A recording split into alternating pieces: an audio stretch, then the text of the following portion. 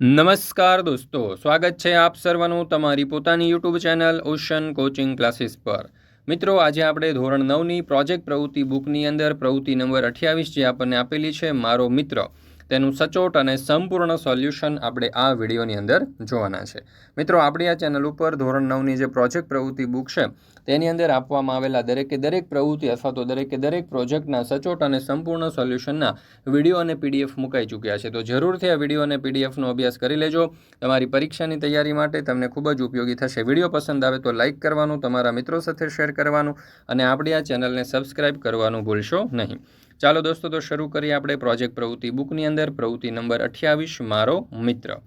અહીંયા કહ્યું છે કે તમારા ઘરની આસપાસ ફળિયામાં કે ગામમાં દિવ્યાંગ વ્યક્તિ કે બાળક હોય તો તેની રૂબરૂ મુલાકાત લો। દિવ્યાંગ વ્યક્તિના જીવન ઘડતરની વાત જાણો, તેમના અનુભવો નોંધો, તેમનામાં રહેલી શક્તિઓ અને પ્રેરણાત્મક બાબતોની નોંધ કરો, તેમની સાથે મિત્રતાથી તેમને સહયોગી બન્યા હોય તેવી બાબતો નોંધો। તો જોઈએ દિવ્યાંગ વ્યક્તિના જીવન ઘડતરની વાતો। દિવ્યાંગ વ્યક્તિઓનું જીવન ઘડતર સામાન્ય લોકોની સરખામણીમાં અસાધારણ હોય છે, કેમ કે તેઓને શારીરિક કે માનસિક મર્યાદાઓ હોવા છતાં પ્રગતિ કરવી પડે છે।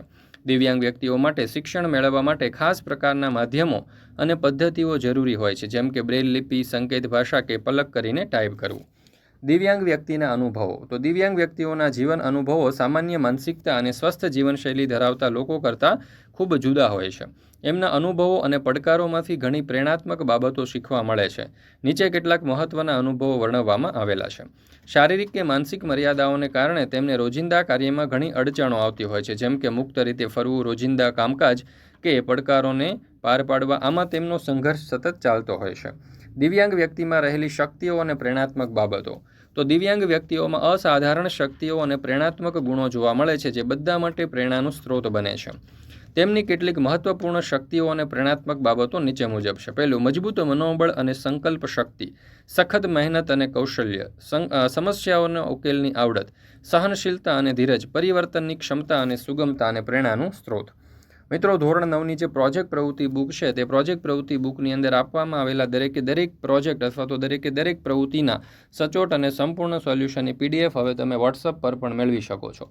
અને વોટ્સઅપ પર પીડીએફ મેળવવા માટે આજે જ સંપર્ક કરો 7046222254 નંબર ઉપર।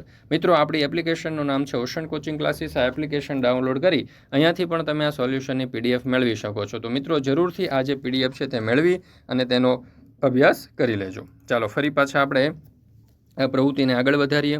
તો અહીંયા કહ્યું છે કે દિવ્યાંગ વ્યક્તિઓને મેં કેવી રીતે સહયોગ કર્યો છે। તો દિવ્યાંગ વ્યક્તિઓ સાથે હું સન્માનપૂર્વક વ્યવહાર કરું છું, તેમના કૌશલ્ય અને શક્તિઓને માન્યતા આપી તેમનો આત્મવિશ્વાસ વધારવાની કોશિશ કરું છું। હું દિવ્યાંગ બાળકોને શિક્ષણમાં અનુરૂપ સાધનો અને ટેકનોલોજી ઉપલબ્ધ કરાવું છું, જેવા કે બ્રેલ લિપિ, શ્રવણ સહાય ઉપકરણ અથવા તો કોમ્પ્યુટર ટૂલ્સ વગેરે। તો મિત્રો, અહીંયા આપણે આ જે પ્રોજેક્ટ પ્રવૃત્તિ બુક છે તેની આ પ્રવૃત્તિ નંબર 28 અહીંયા પૂર્ણ કરીએ છીએ। ફરી મળીશું મિત્રો આપણે પ્રોજેક્ટ પ્રવૃત્તિ બુકની પ્રવૃત્તિ નંબર 29ના સંપૂર્ણ અને સચોટ સોલ્યુશન સાથે। વિડીયો પસંદ આવ્યો હોય તો લાઇક કરવાનું અને તમારા મિત્રો સાથે શેર કરવાનું ભૂલશો નહીં।